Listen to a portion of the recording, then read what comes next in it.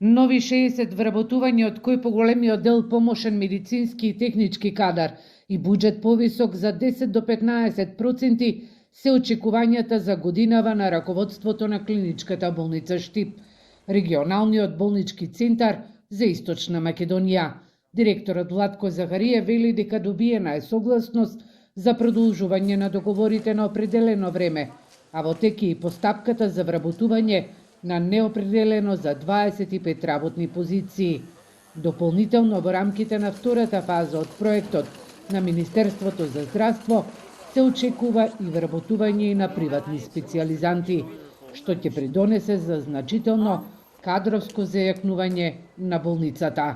Акцент ќе биде на среден персонал и на помошен персонал повеќе, значи за сметка на високиот кадар што го имаме. Значи ќе има многу помалку доктори отколку болничари, сестри, шофери, значи и од администрација исто така ќе имаме, значи економист, правник, тие што ни требат во моментот. Што ни се испразнети места, тие се луѓе што се во пензија заминати. Во Штипската клиничка болница во моментов не се во функција рентген апаратот и мамографот, кои се стари и дотраени. Планирана е набавка и сервисирање на медицинската опрема, а ќе се реконструира и подпорниот зид кој пред неколку дена падна и поклопи 2 возила.